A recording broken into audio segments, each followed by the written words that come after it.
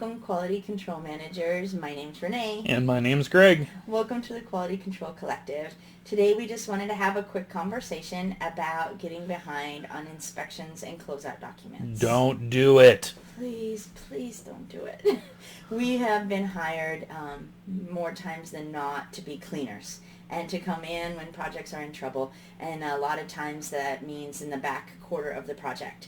And we have had several really painful situations over the years where we jump on a contractor's site to try to help them, and their QC has fallen way behind, and they haven't begun to get closeout items submitted and approved or collected even, and they've run behind on getting inspections, and things have been covered up.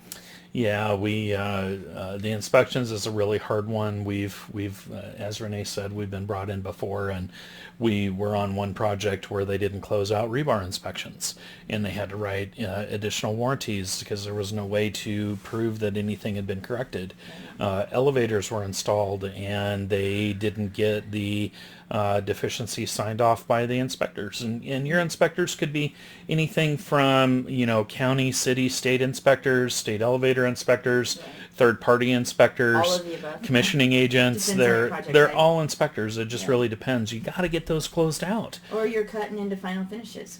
Yeah. Most of the time that's what it takes. You gotta cut open walls so that inspectors can see in there. And usually the craftsmen have done their job, and it's really good work. And when you cut open the wall, you can document it and see that it's done. But then the general contractor's paying for all of those finishes to be redone, and you're bringing back in the drywaller to mud and tape and hang, and you're bringing the finishers back in and the painters back in, and Or it's not too fun. or it's too costly to tear into, and the tearing into it leads to bigger issues. So then you're faced with longer warranties, or bringing back several subcontractors or tradesmen to come back, or tradeswomen to come back and repair things at such a high cost. And you don't ever want to be that.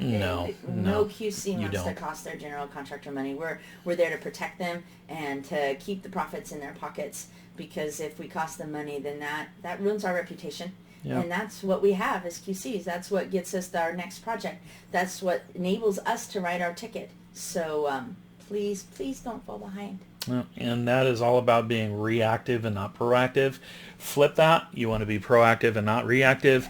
Same thing with your closeouts. When product data is approved, you can start requesting O&Ms. They're going to freak out, but we know why.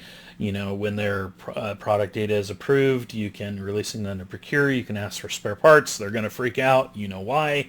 Warranties, sample owner trainings, they're all going to look at you funny, but they will be thanking you at the end of the project because you got on them early and they have it done and they're ready to go, and it makes closeout so much easier. And you as a QC, you'll thank yourself, because that back quarter of the project, you're way too busy. Your boots are in the dirt almost all day. You don't have time to be in the trailer processing closeouts, processing paperwork.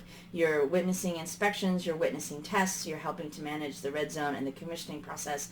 You're just really busy. Save yourself a few Saturdays, save yourself some overtime, Please. save yourself some 16-hour days where Overtime that you're probably not actually getting. yeah, you're just working for it out of your own pocket.